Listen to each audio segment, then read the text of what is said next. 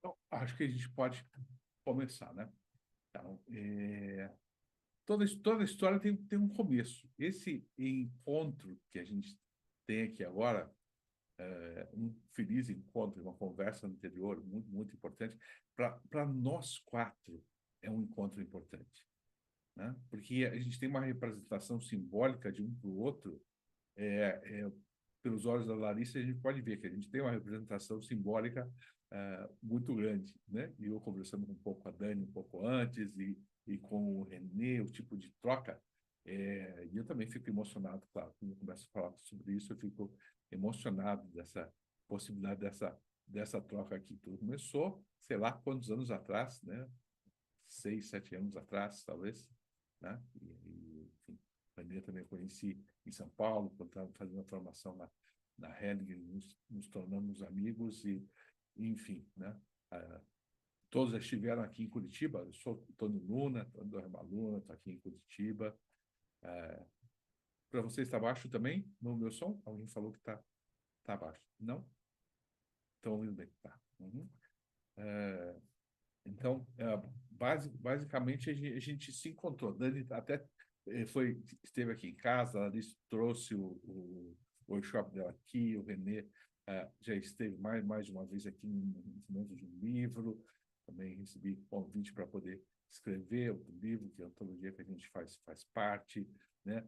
A Larissa tem um livro, enfim, a gente tem um encontro muito feliz, né, nesse momento com essas coisas todas que a gente tá passando aqui. Então, para nós, já a partir desse momento, a gente já está tocado por algo muito especial, né? O pessoal está falando que está um pouco mais baixo, eu vou subir um pouco o som, então, ver se eu consigo.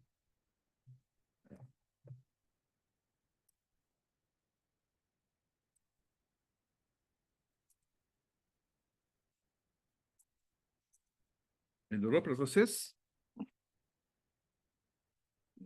Uhum. Aumentadinha no som aqui. Então, esse encontro tem essa questão simbólica, né? Envolvida. Eu gostei quando alguém falou, esse senhor.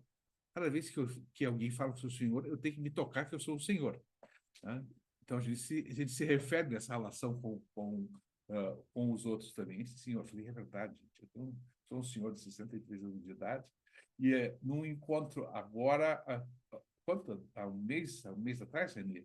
Mês? 2 meses? Não sei. O Renê veio para um congresso, veio palestrar num congresso aqui, e eu já tive uma ideia anterior de fazer esse encontro, né?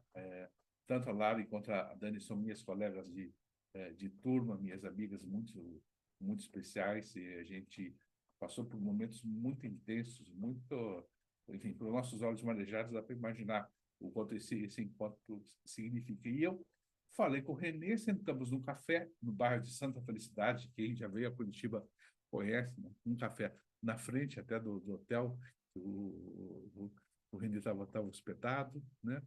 E começamos a conversar. Entre um papo e um café o outro, a gente tomou essa decisão. Então, isso começou desse encontro. Já de imediato, convidamos a Dani, a Lara, acho que foi dali mesmo, e a coisa começou a crescer. E a gente começou a trocar e procurar um tema, e esse tema tomou um vulto, tomou um tamanho tão grande, que é essa questão da sombra. Meu nome é Tony do Rio Maluna, eu sou psicoterapeuta de abordagem psicossomática, facilitador de constelações e escritor também. Vou pedir para os meus colegas se apresentarem aqui agora também. Bom, meu nome é Daniela Migliari, eu sou de Brasília, sou casada e temos 3 filhos.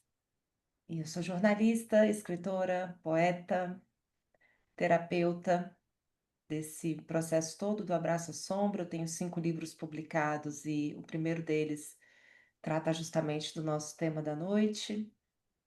E apesar que o meu caminho, ele é um caminho mais literário e artístico, eu não falo da sombra como quem tenho uma formação em psicologia analítica, nem em psicanálise, esse não é o meu caminho, foi um caminho completamente poético, autoral e literário, né? Eu chamava de sombra tudo aquilo que me incomodava em diversos aspectos do meu ser e acabou que isso se comunicou também com muitos corações de psicólogos que trabalham nessa área e que me disseram que tinha a ver com isso, né? Então foi algo mesmo, um acompanhamento de mim mesma nesse processo.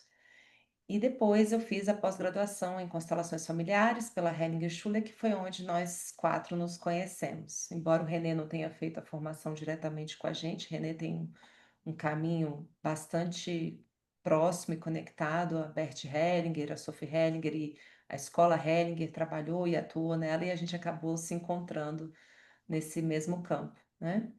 E é isso, eu trabalho atualmente nessa área também. René, por favor. Boa noite. Então, meu nome é René Schubert, sou psicólogo, psicanalista, professor e escritor. E nessa jornada, né, ou como a Dani o chama, né, nessa travessia do autoconhecimento, do autodesenvolvimento, eu fui conhecendo os colegas aqui, né, e esse tema da sombra me acompanha na minha prática clínica, e o livro da Dani é bastante ilustrativo, né, sobre o processo de sombra, sobre esse símbolo, ou, como dizia Jung, esse arquétipo, né, que nós temos, todos nós, sem exceção, né? E com o Otônio, a questão do corpo, né? Então, uma das vezes que eu estive em Curitiba, acho que a primeira vez que eu fui junto com o Tônio foi para trabalhar a questão de psicopatologia e constelação familiar. E sim, nós também tratamos da questão da sombra como sintoma. No caso, sintoma encoberto, oculto. Não aquele sintoma que já está na consciência, mas aquele que persegue. Né? Então, vamos abrir aí para essa troca, né? E passo a palavra aí para minha colega Lari Pedrosa, por favor. Olá, meus amigos. Olá, pessoal. É um prazer estar aqui com vocês. Eu vou colocar na galeria para poder ver a todos. E eu sou mulher. A primeira apresentação que eu quero colocar é eu sou mulher e eu adoro, amo ser mulher. E nem sempre foi assim. Eu já tive muita distância desse ser mulher.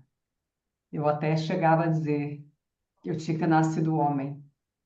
E aí, nesses processos todos, né, eu tenho minhas formações iniciais, eu sou pedagoga, historiadora, mestre em educação, trabalhei muitos anos com graduação e pós, formação de professores, e eu me aventurei nos últimos 15 anos pelos estudos das constelações familiares, tive oportunidade de estudar praticamente, acho que com todos os consteladores conhecidos desse Brasil e fora do Brasil, incluindo Bert Hellinger, a escola Hellinger, da qual me deu de presente o Tônio e a Dani. E um pouquinho antes, né, o René, mas isso consolidou. Então, eu fui ganhando esses presentes ao longo dos anos. E como uma boa aprendiz, eu não vou deixar de estudar. Então, hoje eu também faço psicologia, enfim, anexado a essas formações todas. E, como a Dani disse, a sombra, para mim, ela tem um fator mais poético também. Eu não consigo colocá-la mais tão distante de mim, já que eu a neguei tanto nesses intervalos todos do meu caminho de ser mulher, do qual eu dizia que era tão pesado ser mulher.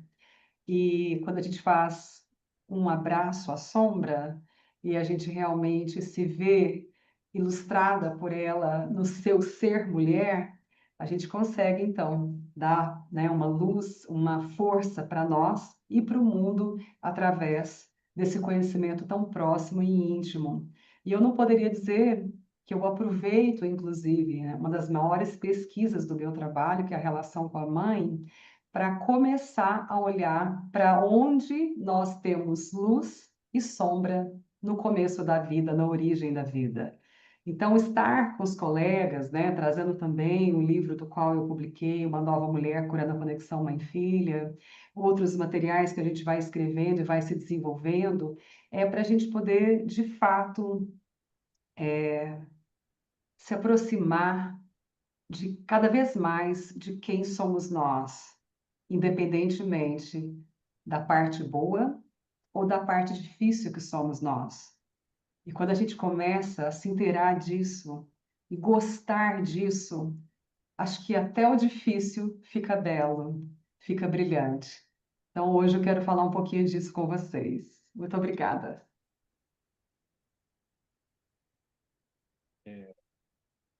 Eu acabei não falando no começo, mas a gente vai ter uma sequência, cada um vai ter uma fala de 15 minutos, só depois de terminar essas 4 falas, a gente vai abrir para as perguntas também, né? Então, só para vocês saberem. Volto a dizer, minha imensa alegria, imensa e marinheira alegria, eu acabei de dizer, mas eu fui marinheiro durante muito tempo, durante 11 anos, também faz parte da minha história também. Vou falar essencialmente, eu comunico com os colegas, porque eu falo mais, eu vou pedir os colegas de me avisarem, e se vocês acharem que tá em excesso, vocês me avisem também. Ontem no workshop, me deu um tempo de 20 minutos, eu falei 1 hora. Então, a gente fala, né, o professor livre e a coisa sai a gente se empolga com a coisa. E esse encontro aqui com vocês, todas essas pessoas que estão aqui, são muito interessantes. Alguém falou que o som está bem mais baixo, agora eu não tenho mais como aumentar o som. Está todo mundo ouvindo muito baixo ainda? Tônio, veja se você consegue se aproximar do microfone um pouco, meu irmão. Eu tô só engolir o microfone aqui, ver se melhora. Melhora assim? Melhora, melhora. Uhum. Então tá no direcional. E Renê, o seu microfone também, ele estava roçando um pouquinho e fazendo. Aí você só procura trazer aqui quando você for falar, tá bom? Tônio, eu vou começar marcando, faltando 5 minutos eu mando uma mensagenzinha aqui, tá bom? Tá ótimo. Como é que E tá o aí, som agora? tá ótimo, tá excelente. Uhum. E para o pessoal que for trazendo, anotando as suas perguntas, a gente vai ter um momento no final para a gente abrir para as perguntas. A gente não vai interromper os primeiros 15 minutos de cada um, tá bom? Então vamos lá, Tônio, estou marcando. Muito bem. Quando a gente fala de corpo, o que é esse corpo num processo terapêutico, né? O que é esse corpo dentro de um processo de constelação em especial? Esse corpo é essa grande antena que traz todas essas informações, né? Ela traz tudo que é possível que a gente possa imaginar, ela está ancorada nesse corpo. Então, o que significa, e essa é uma forma que eu tenho de lidar nos processos, nos cursos, nas formações que eu tenho participado, é essa atenção em especial. O que constela, ou seja, aquilo que está em cena, é um corpo.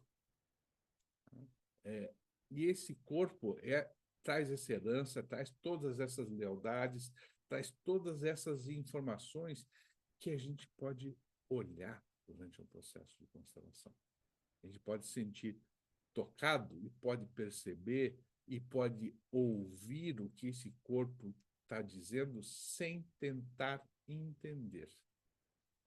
Então, muitas vezes, eu trabalho com bailarinos, eu tenho gente que faz patinação no gelo, piloto de carro, em que a gente faz, às vezes, um trabalho essencialmente corporal, isso tem a ver com minha prática de psicoterapeuta, trabalho corporal, para preparar para uma alta performance. Mas o constelador também, não só o constelador, mas as pessoas que são consteladas, é interessante a gente pensar que se a gente entra no campo, é legal que a gente possa estar com esse corpo presente. Agora, um pouco antes de entrarmos, a Dani fez com a gente um exercício de respiração, conforme Power e tal, enfim, né?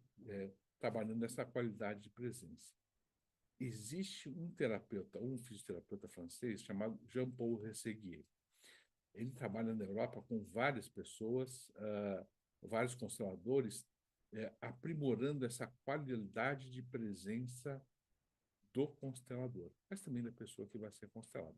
O que quer dizer isso? Para que serve isso? É como se a gente estivesse fazendo uma sintonia corporal e ajustando essa antena, como eu fiz agora há pouquinho, mudei o som, aumentei um pouquinho, se fosse fazendo pequenos ajustes necessários para que a gente possa perceber. E é muito interessante, às vezes me perguntam assim, mas como é que é quando a gente sabe que é um pensamento ou uma intuição, por exemplo? Como é que o constelador sabe? Como é que a pessoa que está sendo constelada sabe quando é um pensamento e quando é uma intuição? Sempre, ou quase sempre, uma intuição ela vem precedida de uma sensação corporal. Então, tem algo que toca na gente. A tendência nossa, em vez de olhar para aquilo e sentir aquilo, é tentar se livrar ou tentar achar que é bom, o que é ruim. Isso não significa que, se o corpo relaxou ou se tensionou, é bom ou é ruim. É apenas uma informação. E se a gente tiver a paciência, e o Hellinger era brilhante nesse tempo da paciência, né, de observar fenomenologicamente, acho que falei a palavra errada, mas tudo bem, agora já foi. Observar, enfim, da forma dentro do fenômeno, essa informação que está vindo.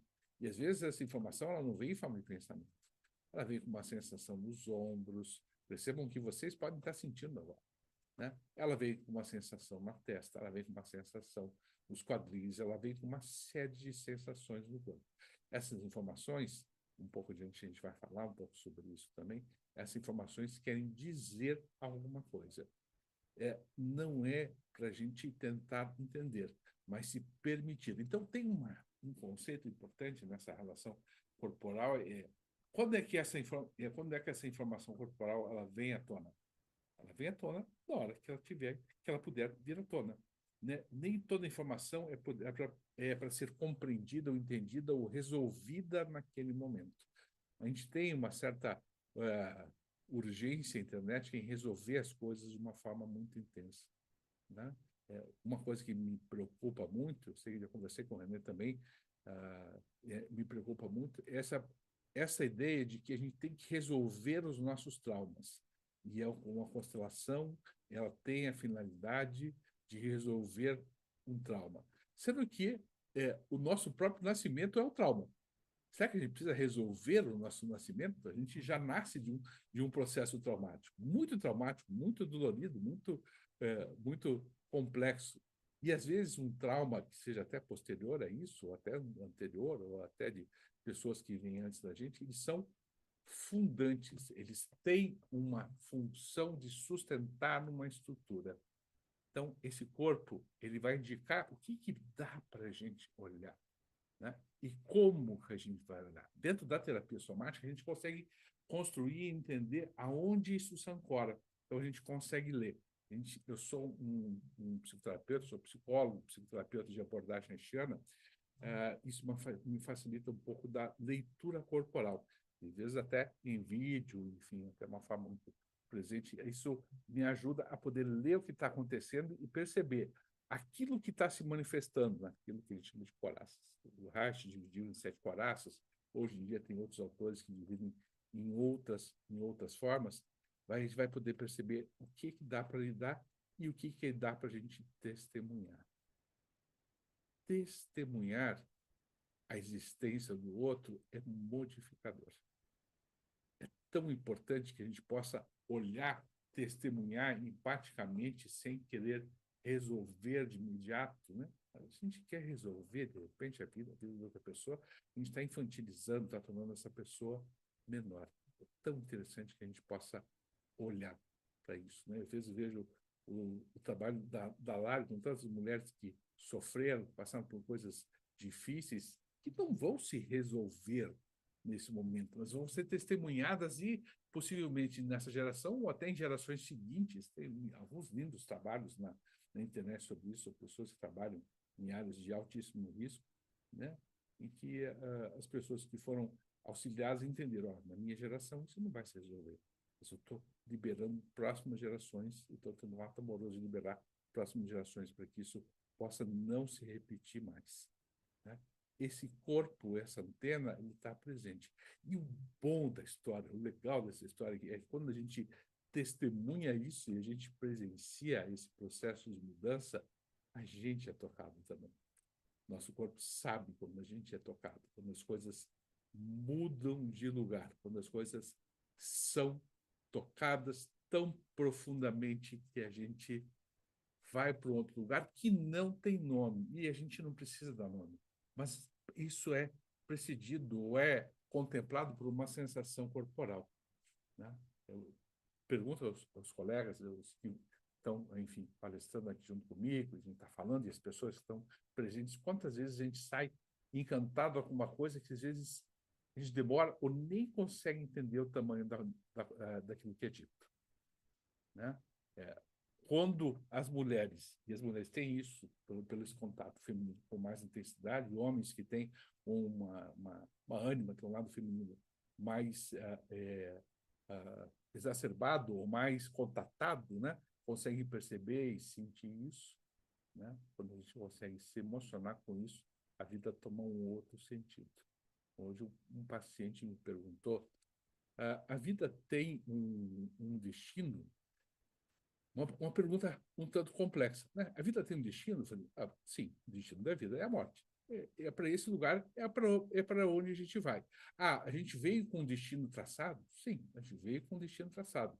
É esse o destino que a gente vai seguir? Aí vai ser o nosso trabalho. Aí vai ser a nossa forma de poder esculpir e desenhar esse lugar. Parte disso, e a comparação, sempre que eu gosto de usar, parte disso, é uma pessoa que vai descer uma montanha de neve e os trilhos de esquis estão sempre ali antigos. Já há muito tempo as pessoas descem para um lugar. Se você quer traçar um outro lugar, enfim, e entrar na sua má consciência e seguir a um outro lugar, a um novo lugar, é um imenso esforço. Tá certo, tá errado? Não tem certo, tem errado, tem a sua escolha, né? Tem o seu risco.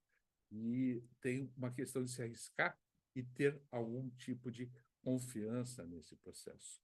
Uma constelação e um corpo presente numa constelação consegue dar conta, e eu gosto muito da metáfora de que quando alguém chega a um processo de constelação, esse corpo chega a um processo de constelação, e diz, eu tenho um campo vazio, né? Eu tenho um campo que nada cresce nesse campo. E a constelação vai lá onde o leito está seco, vai um tempo lá atrás, tira uma pedra, tira outra, essa água volta a irrigar. Daqui a um tempo isso vai chegar nesse campo, então tem uma relação de confiança, mas ainda o trabalho de plantar, de adubar, de colher, de fazer aquilo se tornar alimento, é da própria pessoa. Às vezes ela consegue fazer isso sozinha, às vezes ela precisa de algum outro tipo de ajuda, que já não é mais a constelação, né? E às vezes até a gente, como um psicólogo, vai olhar para esse outro lugar, né? Então, tem algo interrompido e tem algo que tem um fluxo. Não sei como é que a gente está de tempo aí, Dani. Você tem 5 minutos ainda, querido. Ainda bem. Já tinha achado que tinha passado o tempo. Então, a gente tem um fluxo nessa história. E como é que a gente sente a presença nesse fluxo no corpo? É literalmente o sangue correndo nas veias de uma maneira mais solta. E aí tem uma coisa muito interessante, um dos sintomas mais comuns que a gente observa dentro do trabalho haitiano, mais comuns, é quando um trabalho funciona, quando uma constelação funciona, quando alguma coisa toma um processo mais saudável, a musculatura que estava ancorando aquela informação, ela vai se soltar. E se ela soltar, e se ela tiver toxinas, essas toxinas vão para a pele. Curiosamente, nesse tempo eu estava constelando uma pessoa e ela, pelo andamento da constelação, eu disse a ela, você possivelmente vai ter erupções na pele no rosto. Eu já tinha feito uma leitura corporal. No dia seguinte, ela mandou uma foto para mim. Ela teve uma erupção. Isso é um sinal bastante positivo. A gente é apaixonado pela ideia de perfeição, de correção, e tudo é bacana. Não, a vida não é bacana, certa. A vida é um risco que vale a pena a gente tentar, que vale a pena a gente arriscar. Eu só vou aonde está certo, então melhor ficar em casa, melhor não arriscar. Né? Tem algumas pessoas que usam drogas para poderem ir só onde está certo, então está sempre no processo de uma geração, vão ficar presas aos seus gadgets, aos seus aparelhinhos, buscando pequenas recompensas. É assim. Existe um outro grande perigo que se manifesta no corpo em especial. É quando isso tudo que a gente enfrenta se transforma em julgamento e em culpa, como se a gente estivesse errando. Em vez de a gente gastar energia no processo de mudança, a gente para, né? E é o que a gente chama de superego, e às vezes superego é cruel. Tem o trabalho de uma psicanalista chamada Marion Minerbo sobre o superego cruel, exatamente, que fala sobre isso. Né? Como é que a gente dá conta de consertar isso, de poder ir para um outro lugar? Algumas pessoas de alta performance têm essa capacidade, isso é medida no laboratório e tal, né? A pessoa errou, ela gasta zero de tempo em consertar. Ela muda de direção. Ela simplesmente ajeita. A gente gasta um tempo religioso de culpa, de dever, de acertar. E uma das coisas que eu digo para os meus pacientes, as pessoas que eu constelo, uma das coisas que mais você pode fazer em honra aos seus pais, mesmo que eles não tenham consciência disso, é você seguir a vida da melhor maneira possível. Essa é a forma mais honrada de seguir. E não tentar salvá-los, não tentar voltar para trás. Seguir a um novo espaço, a outras tentativas, a outras corajosas tentativas. Tenta, experimenta. É possível que você tenha surpresas. As coisas mais legais que acontecem na vida da gente, normalmente acontecem sem que a gente esperar que ela acontecesse. Para mim, estou satisfeito pelo meu tempo já, estou o suficiente.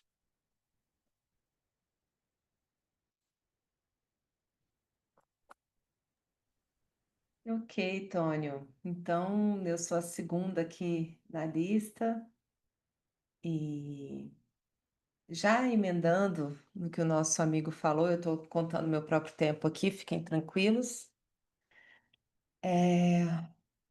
Eu me lembro de uma vez na formação, conversando com o Tônio, eu sentindo todas as aflições da minha sombra, sentindo todas as aflições do que eu considerava insucesso. Eu não me sentia bem na minha pele, eu não me sentia à vontade com relação à minha sexualidade. Eu tinha muitos sintomas físicos, eu tinha muitos adoecimentos e não me sentia uma boa mulher, uma boa esposa por conta dessas travas. E a irritabilidade vinha na relação com os filhos, a sombra vindo, vindo, vindo, porque ela estava trazendo as feridas da minha criança interior. E eu me lembro que no meio da formação teve um dia, assim, que a gente precisava estar a cada 2, 3 meses em São Paulo, com os professores que vinham da Alemanha. Uma vez por ano eu ia para a Alemanha e passava 15, 20 dias, então foram 4 anos muito intensos dessas viagens. E numa conversa com o Tônio, eu falei, ai, Tônio, eu tô cansada, eu não aguento mais, eu preciso de paz, socorro, o que que eu faço? Eu quero paz. Aí esse moço olhou nos meus olhos, assim, bem no fundo, assim, deu aquela levantadinha de sobrancelha e falou, Dani, você quer paz de quê? De cemitério? Gente, aí eu, "Ah, como assim? Ele é essa que é paz de cemitério? Aí eu, "Ah, não." E Entre outras frases que ele me entregou em momentos outros de desespero, que ele falava só assim: calma, é assim mesmo. E isso depois virou um mantra para mim. O mundo estava caindo e eu parava. Anotem, gente, essa frase, vocês vão lembrar de mim, do Tônio, mas a frase é dele. Calma, é assim mesmo. E se você quer paz, você é paz de cemitério, tá? Porque a vida, ela é dinâmica. A gente tem ali o sobe e desce do eletrocardiograma. É assim mesmo. E é assim que a gente responde novas perguntas. Eu vejo aqui que tem pessoas, seres humanos aqui mais maduros, pessoas que estão com tempo, espaço, e esse luxo maravilhoso que é dado à nossa geração, de não precisar ficar se ocupando, por exemplo, com o que os nossos antepassados estavam se ocupando, de sobreviver. Depois, numa outra geração, a gente estava se preocupando de conseguir chegar ao fim da vida com todos os dentes na boca, né? Depois deixar todos os filhos vivos, depois ir trabalhar e depois que o filho fosse à faculdade. Agora isso é um luxo da nossa geração, se dedicar ao autoconhecimento. Isso é uma bênção que a gente está fazendo para que não tenha sido em vão todas essas buscas das nossas gerações anteriores, né? Então, esse sobe e desce está falando de vida. E está falando em honra a todos que vieram antes e que a gente agora está tendo a oportunidade de, nessa pirâmide de Maslow, para a gente poder chegar nesse creme de la creme, né? Aquele pássaro que está na ponta, voando ali na ponta. Somos nós somos os sonhos dos nossos antepassados e nós somos aqueles por quem sempre estivemos esperando, né? Com que olhar a gente vai olhar para essa naturalidade do sobe e desce? E quando a gente já está nesse momento mais avançado de maturidade, de querer se olhar, de querer se testemunhar e se observar e se curar, saibam, vocês não estão curando só vocês, é toda uma história que vem junto e sem intenção de ser salvador. A gente troca aí a salvadora e o salvador pela servidora e pelo servidor, né? Porque a gente só está conseguindo chegar nisso em função deles, né? Então a gente chega aqui hoje com esse movimento de olhar para as nossas sombras e poder amá-las, poder cuidar dela. Você sabe que quando eu comecei a escrever cartas para minha sombra, eu ficava pensando, eu lembro que foi um dia que eu tive um estalo de ver a minha irritabilidade, os meus estouros emocionais, os sintomas todos, não só físicos, mas mentais, emocionais, espirituais. Eu falava, gente, mas eu me conheço. Algo em mim me denunciava com a minha conexão divina. E eu pensava, eu sei do meu amor, eu sou uma pessoa boa, eu presto, não é possível. O que que é isso então? E eu comecei a dialogar com a minha sombra, escrever cartas. Escrevi mais de 100 cartas que estão nesse livro que está aí atrás do René, que está aqui também. Enfim, um abraço à sombra. Passei 7 anos escrevendo esse livro. E até que o Rossandro Klinger, que é um amigo, ele descobriu esses textos e foram 6 meses para eu ter coragem de publicar, e a reação de todas as pessoas lendo os textos era: isso sou eu escrevi esse texto, isso sou eu, e eu achava isso muito esquisito. Depois de 5.000, isso sou eu falei, bom, então a dor é bastante democrática. A dor é muito democrática, né? E aí eu fui vendo que eu não precisava ter vergonha e que a sombra ela estava ali como um desconhecido, ou seja, ela guarda o novo. Ela guarda aquilo que, quando a gente olha para o yin yang, que está escuro e que tem uma bolinha branca lá, é a luz falando, vem um pouquinho mais, vem tomar consciência desse escuro. Aí a gente entra lá, conhece e cai naquele claro, no conhecido, no consciente. E o que que tem lá no meio dele? Uma outra bolinha do desconhecido. Então, ao invés da gente falar que a sombra é o mal, é o demo, é isso, é aquilo, né? Porque até, gente, a mulher abraçou o demo, né? Abraçou a sombra, que história é essa? Eu já fui proibida de palestrar em alguns lugares porque as pessoas achavam que. O Tônio acompanhou uma dessas lá em Portugal, né, Tônio? O que que aconteceu? O pessoal reprimiu o nome da sombra e uma pessoa incorporou no meio da palestra, o bicho pegou e eu tive que abraçar a sombra ao vivo lá em Portugal. E foi uma coisa louca. Por quê? Porque pediram para não falar essa palavra. Eu falei, vixe. E o que que acontece? Quando a gente cala, silencia, julga e exclui, todos os sábios de todos os tempos, da psicologia, o nome que vocês quiserem dar, da poesia, eles dizem que tudo que a gente nega tende a se avolumar. Então é como se você tentasse pegar uma bola de pilates e tentar enfiá-la embaixo, dentro da piscina. Ela vai bater, ela vai machucar seu nariz. Aceita que dói menos. Então eu aprendi a dançar nessa dança do meu yin e yang. Falei, eu vou ter que fazer amor, eu vou ter que abraçar, eu vou ter que beijar, eu vou ter que acolher. E depois de me expor tanto a esse campo, eu fui percebendo que por trás de cada defesa minha que eu chamava de sombra, estava ali uma criança indefesa, uma infância espiritual que vinha de processos meus da minha infância nessa vida, da infância dos meus pais, daquilo que eu desconheço. Eu não vou entrar se existem ou não outras camadas existenciais, outras vidas, quem sou eu para saber disso? Mas que losai, até do inconsciente coletivo que atuam sobre nós. O que significa ser mulher no nosso tempo? O que significa ser de um determinado país, de uma determinada raça? Tudo isso envolve uma série de pressões sociais, de pressões psicológicas do que eu tenho que corresponder e que gera uma pressão e que me reprime. E essa panelinha de pressão não tem jeito, ela tá ali doidinha para explodir, puc, e vir como um ato falho, vir como uma agressividade, vir como uma situação delicada. Hoje eu passei por uma grande cura, claro, porque eu precisava estar aqui com coerência. E eu estava contando para uma pessoa de uma situação que eu passei quando a minha filha tinha 5 anos de idade. Eu gosto muito de recuperar plantas quase morrendo, assim, quase que é uma ressuscitação de plantas. Eu falo que eu tenho dedo verde. Então, as minhas amigas que têm orquídeas, elas devolvem para mim essas batatinhas das orquídeas, né? Que estão quase morrendo, e eu fico lá, e eu jogo, eu converso, eu faço imposição de mãos, eu gosto disso. Então, minha casa, as árvores todas têm várias dessas implantadas, cheias de orquídeas, né?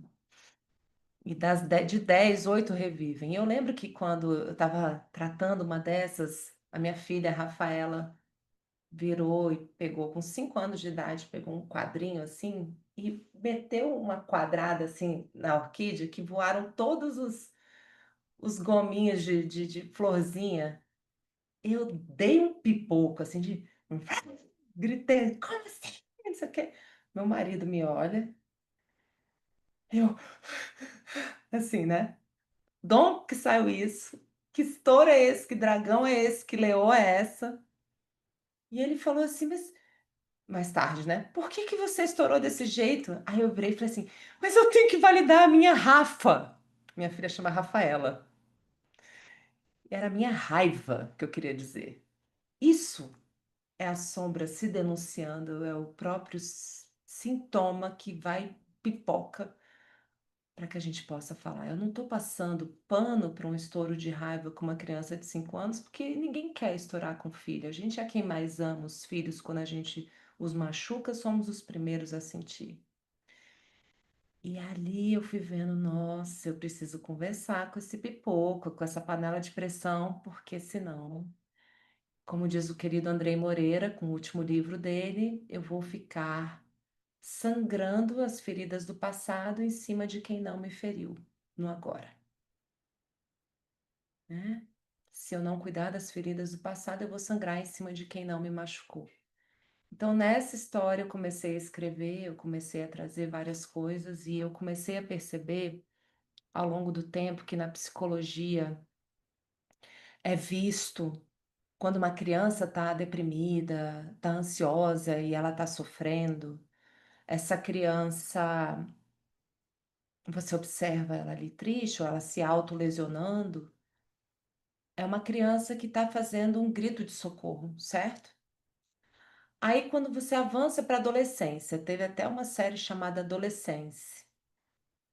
Aquilo ali, a violência, a manipulação e a mentira também são um grito de socorro? Sim, são. A psicologia moderna mostra. Só que aí, quando a gente vira adulto, vira o quê? O rótulo? Maldade obstinada, isso não presta, isso tem que, né? Corta, cancela. Não que não precisemos de limites, não que precisemos de grades, nos casos que é necessário. Às vezes a pessoa está procurando uma contenção, um abraço, e o abraço que ela vai encontrar vai ser só o das grades de uma cadeia. Mas é uma contenção, segurando, né? Então vamos nos abraçar antes da gente precisar chegar nisso, porque eu aprendi a confiar na minha sombra. E quem confia na minha sombra é a minha luz. E isso não significa ignorar a periculosidade dela. Isso significa estar em contato com ela justamente por isso e ver ela se derretendo, se amansando e ficando muito mais amigável, respeitosa e humana comigo. Por quê? Porque é assim mesmo. Por quê? Porque eu não quero paz de cemitério. Então, já que eu estou na chuva e é para me molhar, eu quero ser terra fértil para esses aprendizados virem. Então, aquilo que a gente chama de experiência de cocô, para não usar uma palavra mais, né, pesada, é adubo. É adubo para as nossas vidas, para o nosso florescimento. E eu digo para vocês que eu estou insistindo nisso desde 2008, em silêncio durante 7 anos. Depois, em 2015, eu discretamente abri, porque meu nome de jornalista, quando assinava as matérias, era Daniela Guima, que eu sou Guimarães Teixeira, Migliari é o de casada. Eu falei, eu vou assinar Daniela Migliari, escritora que ninguém conhece, então assim, né? Em um mês, o Facebook tinha, aquela época que não tinha as limitações, os algoritmos, e era tudo porteira aberta. Em um mês, tinham 3.000 pessoas falando, isso sou eu. Eu fiz esse texto, isso sou eu. Inclusive no meu YouTube, quem quiser entrar lá, a primeira carta de amor ao que eu sou é a que conta essa história, que é um momento em que eu converso, é a pedra fundamental do meu trabalho que está na capa do meu YouTube. E eu tenho feito agora com 10 anos de lançamento desses textos, né? Porque em um ano tinham 60.000 pessoas no Facebook falando, isso sou eu. Né? Então, eu me posto diante de vocês com muita humildade, sabendo que eu sou um ser humano simples, comum, imperfeito, a caminho, como qualquer um de vocês. Até hoje eu não encontrei ninguém que não fosse terráqueo, e graças a Deus a sombra estava lá para denunciar isso, né? Porque basta bater o dedinho na ponta de um móvel que vai vir à tona o que precisar vir. E então, queridas e queridos, que a gente tenha um contato com isso o quanto antes para que a vida seja muito, muito linda, muito produtiva, muito humana e com um olhar cada vez mais humano a cada outro terráqueo que esteja do seu lado. É isso, meus 15 minutos estão completos e eu passo a bola para o Renê.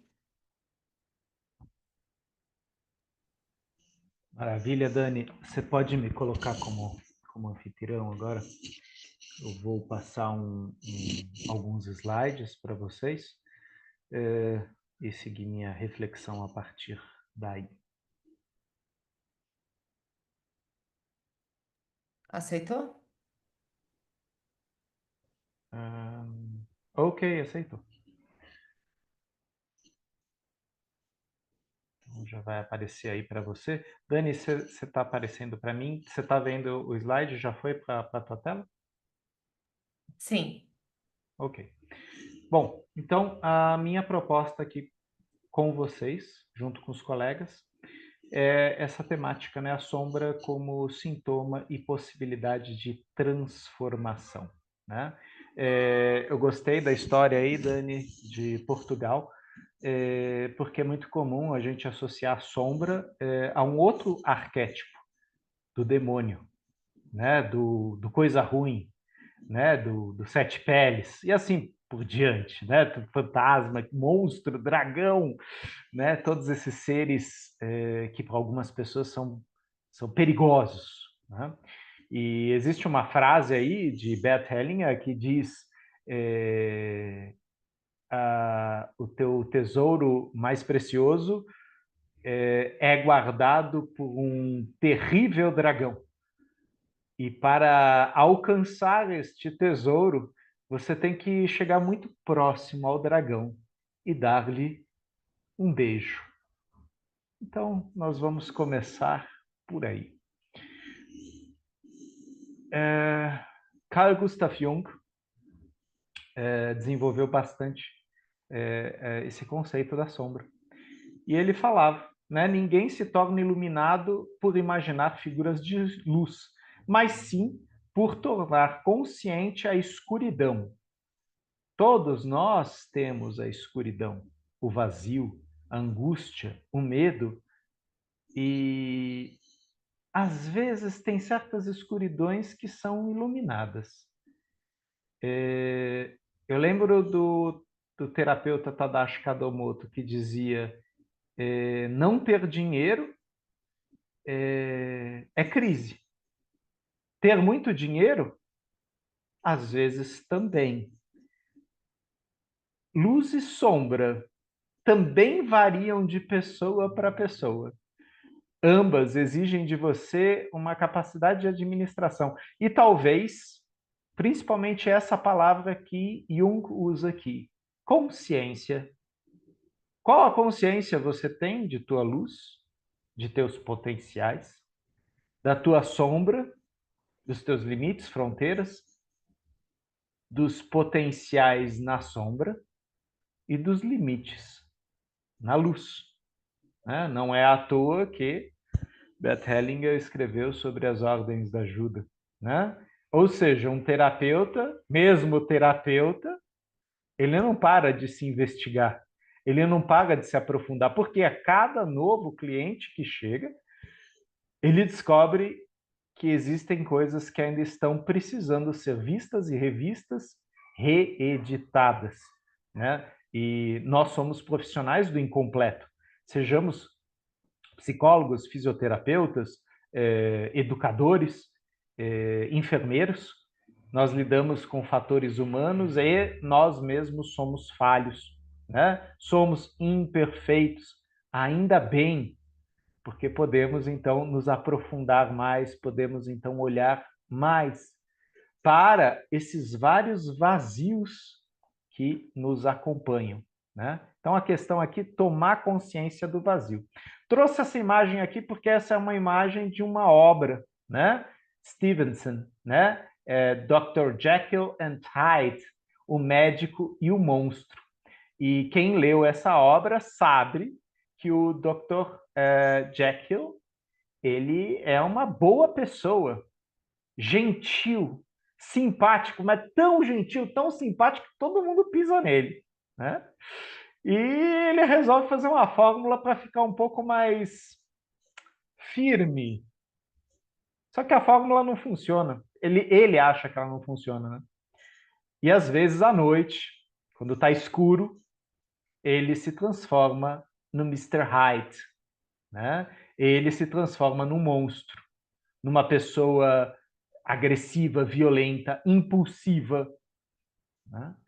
E é uma metáfora que a gente também encontra no personagem da Marvel, o Incrível Hulk, né? Que a gente percebe o conflito entre o Dr. Banner e o Hulk. Quer dizer, uma pessoa lúcida, uma pessoa consciente, mas quando o Hulk entra em ação, ele perde toda a inteligência dele, ele perde todas as capacidades dele, e sim os instintos tomam conta dele. E quem acompanha os heróis da Marvel descobre que o Hulk depois foi fazer meditação, né? Na verdade, o Dr. Banner foi fazer meditação. E o Hulk foi ficando mais civilizado. Inclusive, veste roupas que não são rasgadas, né? Ou seja, foi fazendo um processo de autoconhecimento, autodesenvolvimento, para que ele não ferisse as pessoas à sua volta, para que essa explosão não fosse inconsciente, não fosse tão ato fálica, né? Porque o Hulk, no começo, quando ele era Hulk, era só ato fálico, né? Sem consciência nenhuma, era acting out total. E aí ele vai lentamente se aproximando desse potencial, que não é monstruoso, mas é potencial. Eu posso transformar isso em poder, né? E, logicamente, isso não significa que o Hulk não tenha problemas, né? Mas, né, ele aprendeu a lidar de outra forma. Frase de Sigmund Freud: quanto mais perfeita a pessoa é por fora, mais demônios a habitam. E aqui, especificamente, Freud está falando desse esforço que a pessoa tem de ser tão normal, tão boazinha, tão perfeita, e ela vai o quê? Encobrindo, escondendo, reprimindo com muita força essas questões que aqui a gente chama de demônios, né? O que é demônio? É muitas vezes uma coisa que era temida, e aí eu escondi, eu não escutei, eu não dei espaço para ela, e aí ela foi ficando cada vez terrível, mais poderosa, né? Porque ela precisava de espaço, então ela acaba irrompendo na realidade, né? Então, o Freud não quer dizer com isso que pessoas gentis sejam demônios disfarçados, mas ele fala dessas pessoas que se esforçam tanto em fazer uma boa impressão e escondem tanto as falhas. Somos todos falhos. E uma boa análise, ela parte do olhar para a falha, né? A Dani chega na análise e fala: então, eu vim aqui porque eu publiquei meu livro, meu casamento está bem, a minha relação com as minhas filhas está bem. Na verdade, eu vim aqui só para falar dos meus sucessos. Dificilmente a gente começa uma análise assim. Lógico que a gente também fala de sucesso em análise. Mas o que pega para a gente numa análise é o nosso sintoma, é aquilo que incomoda, é aquilo que dói, é aquilo que repete, aquilo que falha. É o Hulk que tomou conta sem a gente deixar. E aí depois a gente fala, ups, né? A esposa fala, ups, você fez de novo. A mãe fala, você fez de novo. O chefe fala, você fez de novo. Eu preciso olhar para isso. Eu preciso tomar maior consciência disso. Ou seja, eu gostei dessa imagem. Eu estava procurando luz e sombra na internet, apareceu essa, eu falei, vou colocar essa também. Nessa travessia, né, Dani, que a gente vai fazendo, né, pela vida, esses portais, na verdade, eles já nos coabitam, eles estão dentro de nós. A questão é que a gente não tem essa consciência. E Hermann Hesse fala isso. Nada posso lhe dar que já não habite dentro de você. Eu posso facilitar alguns caminhos, alguns recursos, para que você alcance a sua potência, né? Hermann Hesse fala isso da perspectiva da literatura e da poesia. Hermann Hesse era paciente de Carl Gustav Jung, então ele sabia disso, né? Ele sabia desse universo fantástico que ele tinha dentro dele.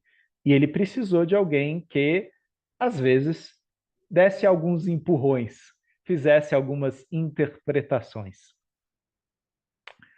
Conhecer a sua própria escuridão é o melhor método para lidar com a escuridão dos outros, né? Inclusive para lidar com a escuridão inconsciente dos outros, né? Quando você de repente percebe e fala, olha, eu posso até julgar isso, eu posso até reagir a isso, mas já que eu conheço isso, eu vou agir. Eu também conheço isso. Isto também me habita, né? Então eu permito que esta consciência crie portas de acesso, comunicação de acesso para aquela pessoa que de repente não conhece essa escuridão, né? E aqui, né, uma imagem meio yin-yang, luz e sombra. Na verdade, todos nós temos partes brilhantes, partes obscuras, e aqui eu não vou usar o obscuro como o mal, o obscuro como o desconhecido, o obscuro como aquilo que eu faço e nem percebo que eu faço. Às vezes num transe, às vezes num trauma, às vezes até um potencial, viu? Não quer dizer, né, que é só coisa ruim, às vezes é um potencial que todo mundo fala, o Tônio fala, a Lari fala, cara, você não está enxergando isso? Não. Ah, vocês estão me bajulando, né?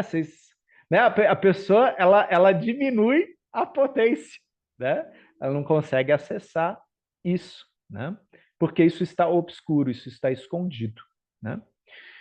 E aí, acho também isso muito interessante, né? Quando a gente vai debater política, né? O melhor trabalho político, social e espiritual que podemos fazer é parar de projetar nossa sombra nos outros. Então a gente faz que nem a Dani. Escreva cartas para sua sombra. Põe o espelho na tua frente e fala, então, aqui entre nós dois a gente vai ter um TAT, né, sobre luz e sombra, né? E não fazer isso com a esposa, com o marido, com o filho, com o colega, né? E sim, por causa disso que a gente às vezes faz uma psicoterapia, exatamente para a gente parar de sangrar em cima do outro, de manchar o outro, que às vezes, na maioria das vezes, não tem nada a ver com aquilo, né? Aquilo é uma reação minha, não é uma ação. Isso é uma das frases de Thomas Hübel. No trauma, eu reajo. Na presença, eu ajo. E a palavra presença, awareness, né, esse despertar, se usa muito na traumaterapia para falar da consciência, da sombra, da luz que nos habita e que se manifesta, né, nessa jornada. A sua percepção de mim é um reflexo de você. Minha reação a você é um despertar de mim mesmo. Então, relações humanas são maravilhosas ou para a gente se afundar ou para a gente voar, para a gente despertar. Então, não fuja das pessoas. Também não confronte as pessoas, mas escute as pessoas. Sinta as pessoas.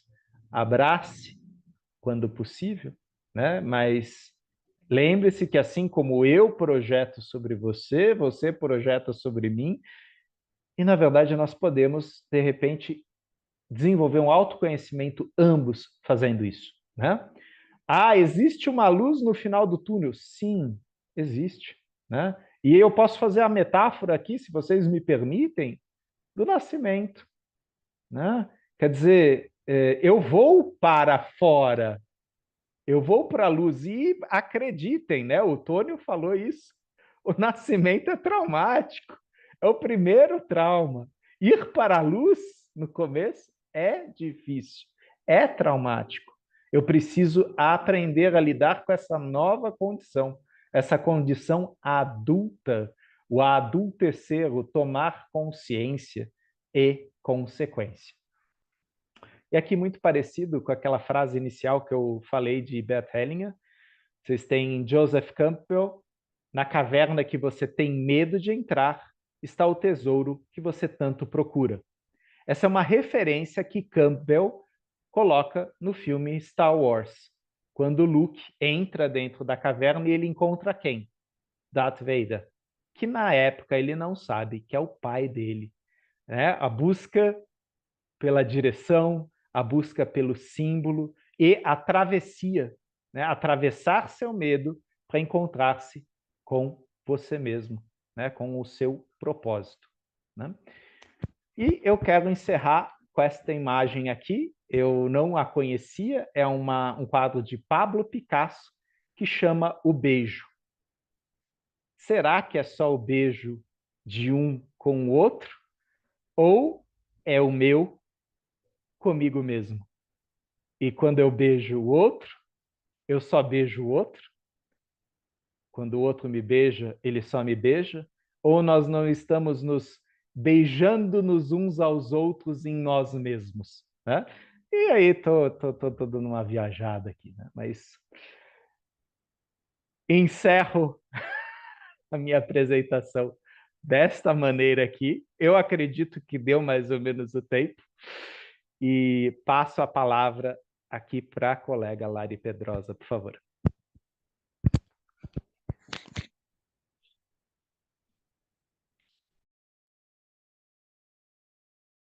Que gostoso ouvir esses colegas, né?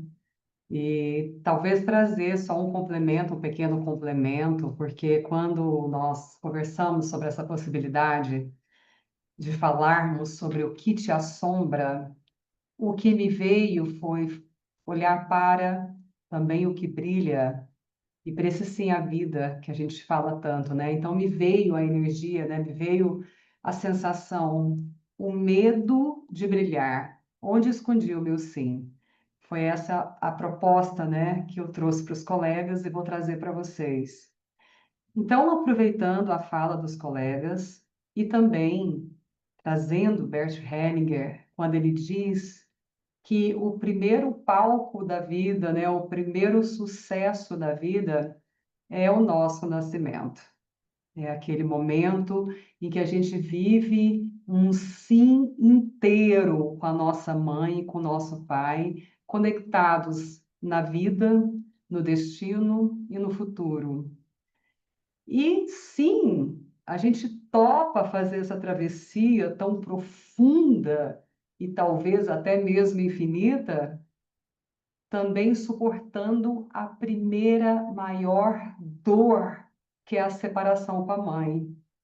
Neste lugar, a gente vive sim para nossa mãe, sim para o nosso pai, vivemos um sim para nós e vivemos um sim para a vida, topando encontrar com a morte lá no final. Se é final, eu não sei, porque o próprio Bert Hellinger diz que com o fim começa. Então, me veio muito isso, porque eu falei, gente, muitas vezes a gente tem medo de brilhar, e esse brilho no meu olhar, na minha percepção, é sobre a alma, é a essência, a existência do ser. Eu vou trazer esse brilho hoje para vocês, pedindo para que vocês façam, né, uma conexão com a alma de vocês, com a verdade de vocês, que começou bem antes desse nascimento, mas que ali começa, de fato, a ser um primeiro palco, um primeiro brilho, uma primeira iluminação. É quando a gente recebe o primeiro olhar da mãe que nos olha quando tem oportunidade, a maioria teve, e diz, isso Bert Hellinger nos trouxe também, eu sou sua mãe e você é minha filha, meu filho. E em seguida, existe um movimento interno também do pai, quando ele tem a oportunidade, eu sou seu pai e você é minha filha, meu filho. Deste lugar, a gente começa a compreender o nosso primeiro lugar na vida. Esse lugar de sermos filhos, filhos dos nossos pais, assim como filhos da vida. E parece que a gente está surfando ainda, caminhando ainda no sim à vida. Pode observar. Parece que a gente vai só recebendo vida, vida, vida, sim, sim, sims, e a gente vai fazendo essa conexão com essa expressão tão grandiosa, que é quando a gente se abre para a vida. Então, ter vida é se abrir para a vida, é estar abertos para a vida, é estar abertos para o sim. Ter sims é estar aberto, é se abrir para os sims. Mas aí a gente vai caminhando e vai percebendo que não é só de brilho, de almas, de luzes e de sims que chega para nós como composto da vida. A gente percebe que existem outros conteúdos, outros fatores, outros movimentos que nos torna filhas, filhos, futuros, né? Mulheres, homens, seres humanos. E aí a gente vai, então, se entrar em contato com algo que parece diferente, estranho, mas que faz parte de nós, que são os nãos, que são também as sombras, talvez, porque parece que se encontram tão rapidamente. Então, assim, num convite da nossa infância, se a gente parar para pensar que talvez quando nós ainda éramos bebês, assim, criancinhas, na primeira ou segunda infância, nós estávamos ali engatinhando e tentando expressar uma coragem maior para explorar o universo da nossa vida naquele momento. E quem sabe nós tentamos nos distanciar das nossas mães, dos nossos pais, principalmente das nossas mães, e nessa de ir longe da mãe, mesmo engatinhando, talvez a gente tenha escutado: filha, não, não pode ir para longe, não. Porque se você for para longe da mamãe, a mamãe não vai deixar você brincar mais. Talvez esse começou a ser um dos primeiros não que a gente começou a receber como um alimento para as nossas almas. E eu só estava ali, tentando ter coragem para explorar aquele ambiente que estava ali, sei lá se era na minha casa, se era num clube, na casa de alguém, mas ali talvez a gente tenha recebido um não, não, filha, não pode fazer isso. Não, filha, não pode ir para longe. Não, filha, se você brincar assim, a mamãe não vai deixar. O que que chega para nós como mensagem dessa mãe que deu tanto sim a nós e que de repente ela está trazendo um outro conteúdo que é diferente do sim e que talvez nos traga outros conteúdos que são expressados, por exemplo, no nosso medo, no nosso medo de ter coragem, de ousar, de fazer além, de enfrentar esse desconhecido. Então, é quando parece que o não leva a uma sombra, um medo, ou uma insegurança, ou uma desproteção, ou uma ameaça. O que que está chegando para nós? E aí a gente pode perceber que do papai também foram vindo alguns comandos que não pareciam sims, e sim, talvez pareciam mais nãos do que sims, que ali também foi nos abrindo espaço para sentir alguns conteúdos, algumas emoções, alguns sentimentos que eram diferentes daquela alegria do nascer, do crescer, do ser homem, mulher, do ser corajosos e mergulharmos num desconhecido com essa força maior.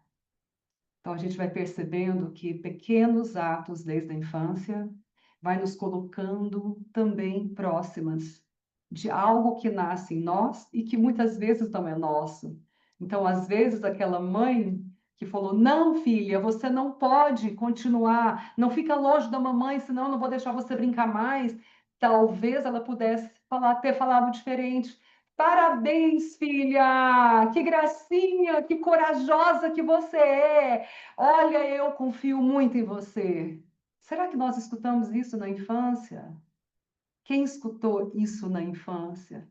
Escutamos mais: não, não pode, não, isso não é para você, não, nós não combinamos com isso, não está dentro das nossas regras familiares, ou nós escutamos: sim, vai, você pode, você merece, isso é para você, isso é para nós. Tenha coragem, tenha força, tenha benevolência, a sua capacidade é incrível. Eu super apoio você, filha. Olha só como a gente vai se encorpando de memórias que vão mostrando para nós quando é que nós começamos a ter intimidade com o que a gente agora diz sombras. Nada mais, nada menos são variados sentimentos e emoções que caminham por nós e que a gente muitas vezes tenta senti-los de uma maneira mais fast food. Por exemplo, eu não quero ter tristeza, eu não quero ter raiva, eu não quero ter medo, eu não quero me sentir culpada, eu não quero sentir angústia, remorso, mágoa, inveja, enfim, são tantos, culpa, são tantos que eu percebo nas minhas escutas terapêuticas e também na minha vida, que as pessoas chegam no consultório dizendo: pelo amor de Deus, Larissa, mais ou menos assim, tira isso de mim. Eu não estou suportando isso aqui. Eu não suporto quem eu me torno com esse conteúdo. Esse mesmo conteúdo que sou eu mesma.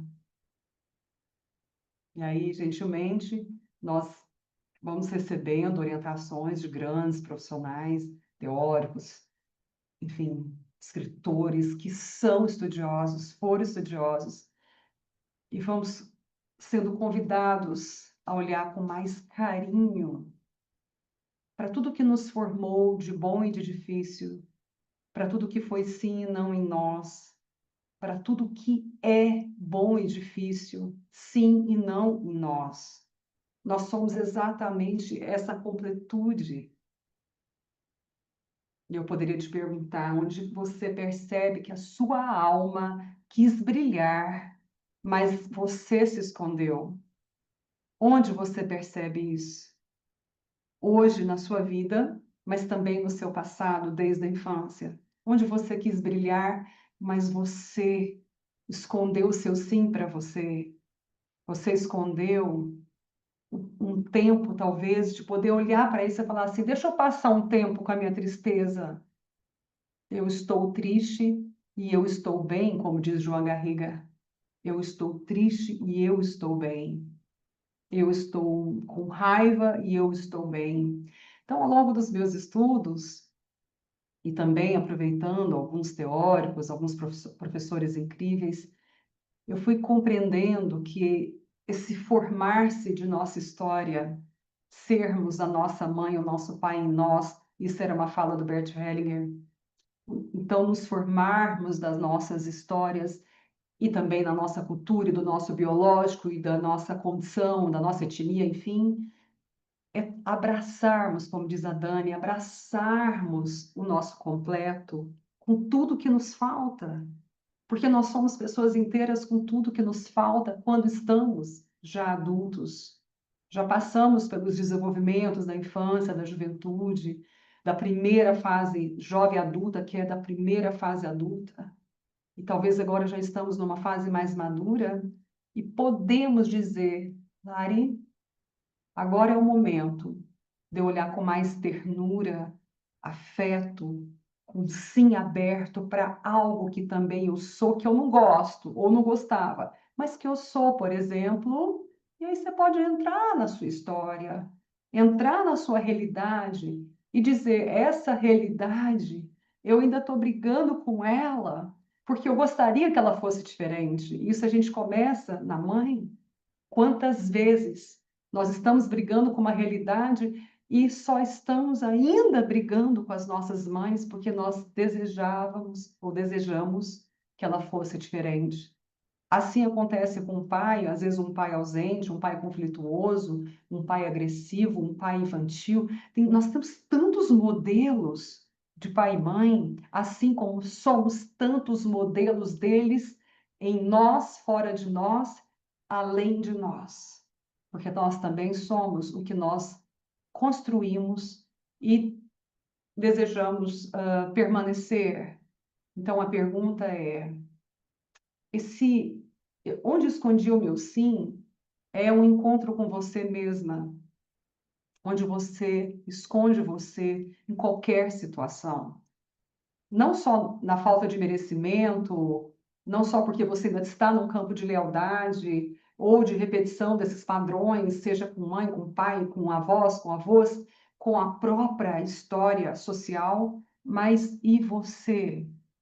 Então, o nosso convite é que você não tenha medo de atravessar todos os seus sentimentos, e ter raiva de mãe não impede você de honrá-la, ter raiva de pai não impede você de honrá-lo, e desses sentimentos você percebe que você pode atravessar, sim, um luto que tem muita tristeza, muita sensação de perda, de separação, de escassez, juntamente com uma mesma fase que você, além de se acolher, você pode estar vivendo um estado de bem-estar.